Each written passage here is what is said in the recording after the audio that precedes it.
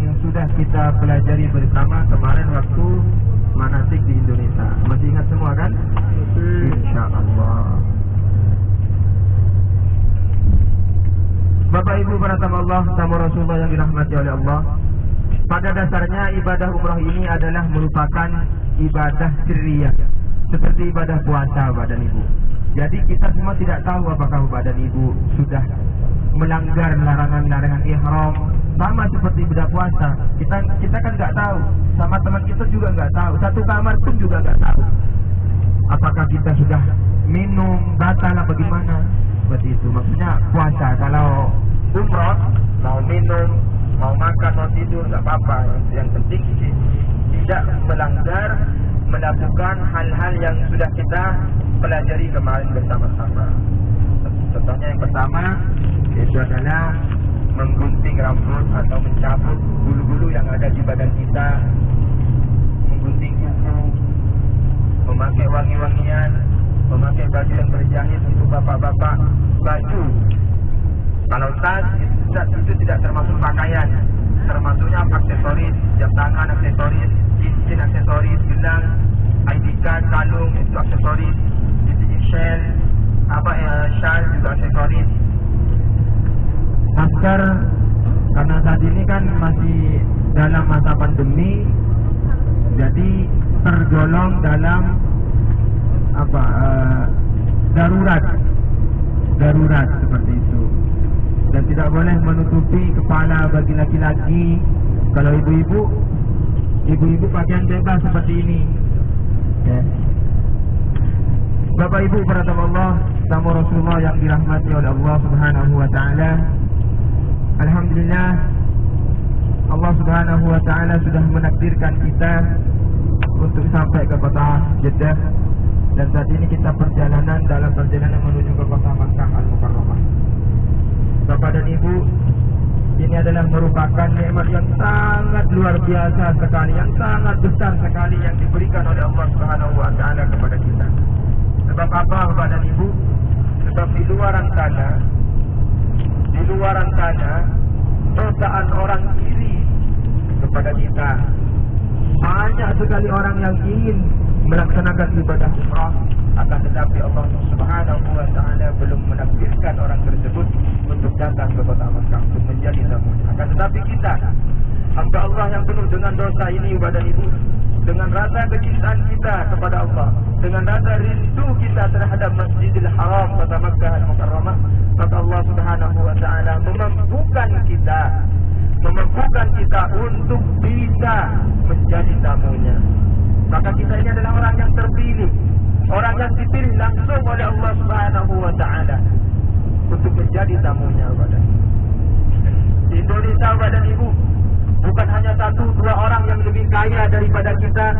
Di Indonesia bukan hanya 1-2 orang yang lebih sehat daripada kita. Di Indonesia bukan hanya 1-2 orang yang lebih muda daripada kita.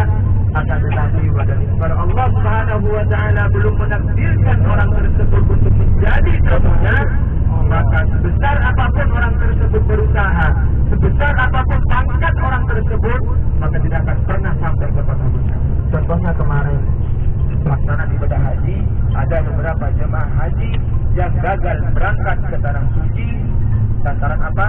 Visa. Kalau Allah belum menakdirkan Pak, padahal itu sudah bayar.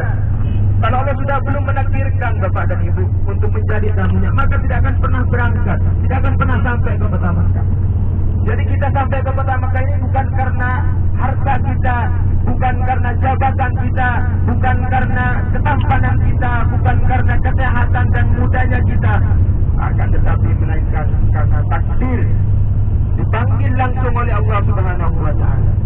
Contohnya di Indonesia Pak, banyak, mohon maaf, orang tukang becak, tukang ojek ditentukan oleh Allah Subhanahu wa taala untuk berangkat untuk menjadi tamunya.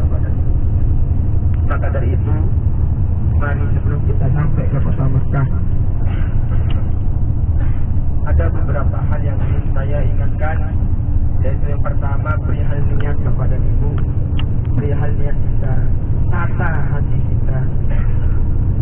meluruskan kembali niat kita bahwasanya kita datang ke kota Makkah ini semata-mata karena Allah Subhanahu wa taala, bukan karena ingin riya, bukan karena ingin disanjung oleh teman keluarga kita karena kita sudah melaksanakan ibadah umrah, bukan.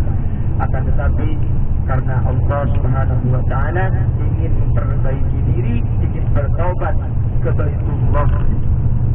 Sebab niat inilah Bapak dan Ibu yang nantinya akan membawa kita, apakah ibadah kita mendapatkan pahala atau tidak. Sebab sabda Rasulullah SAW, "Likulli imri'in ma nawa." Setiap sesuatu, setiap perkara tergantung dari niatnya. Kalau kita niatnya ingin disanjung oleh orang, maka Allah berikan. Akan tapi Allah tidak akan memberikan pahalanya. Akan tapi kalau kita niatnya akan Allah Subhanahu wa taala, karena Allah, bukan karena yang lain, karena ingin beribadah di kota suci, maka Allah akan memberikan pahalanya dan Allah akan menggantikan apa yang sudah dikeluarkan oleh kita. Dan juga badan ibu yang kedua, yang namanya ibadah tentu pasti akan diuji oleh Allah Subhanahu wa taala. Pasti akan diuji oleh Allah. Jadi kita nanti ke sana bukan enak-enak. Pasti ada ujian yang akan Allah berikan kepada kita. Baik itu ujiannya di Masjidil Haram, ada yang ikut kita, ada yang nyenggol kita dan lain sebagainya, atau nanti di tengah jalan berdesak-desakan sama orang yang lain, atau nanti di hotel dalam lift saling berdesak-desakan, atau nanti di restoran saling berdesak-desakan. Itu adalah merupakan ujian kepada ibu. Ujian yang harus apa? Yang harus kita hadapi.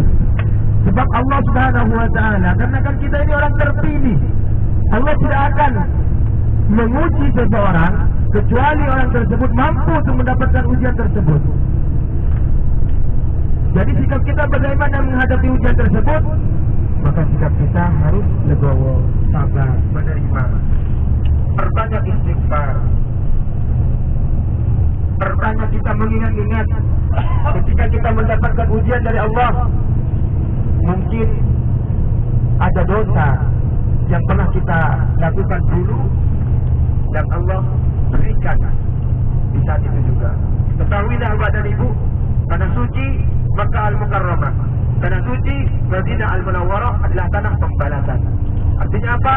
Artinya orang yang pernah melakukan dosa di Indonesia tidak sadar orang tersebut melakukan dosa, belum meminta ampun kepada Allah, sampai ke kota Makkah, insya Allah akan diberikan apa yang pernah kita lakukan di Indonesia. Kalau kita di Indonesia sering ngambil sandal, dan nanti sampai di kota Makkah sandal kita sering hilang. Dan jangan sombong, jangan takabur.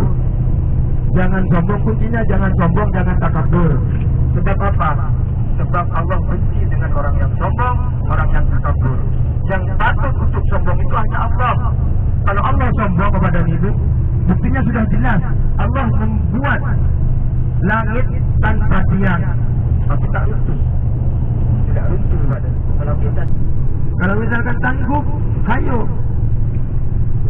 Ya, sama-sama nanti ayo. Kalau sanggup, kalau misalkan tidak sanggup, dirasa sudah capek, lebih baik pakai alternatif, yaitu jasa kursi roda. Seperti itu. Memang harganya lebih mahal daripada yang di Masjidil Haram, Pak. Sebab apa? Sebab kalau di Masjidil Haram itu didorongnya dari Masjidil Haram. Kalau ini didorongnya dari hotel, kembali lagi ke hotel yang dorong orang Indonesia. Seperti itu, Pak. Dan pasti dibimbing. Kalau orang Arab kan kita nggak tahu, mau bicara nggak tahu, ngomongnya nggak tahu, disuruh gini-gini nggak tahu, kan seperti itu.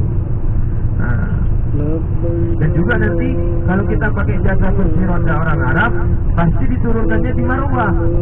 Kalau mau diturunkan ke hotel, bang biaya lagi, jatuhnya sama. Seperti itu, jatuhnya sama, Pak. Seperti itu. Alhamdulillah saat ini Bapak dan Ibu, sampai lupa tadi. Alhamdulillah saat ini kita sudah berada di tanah suci kota Makkah. Bisa dilihat di belakang tadi kita sudah melewati gapura yang berbentuk Al-Quran, merupakan tanda bahwasanya kita sudah masuk ke kota Makkah Al-Mukarramah. Saat ini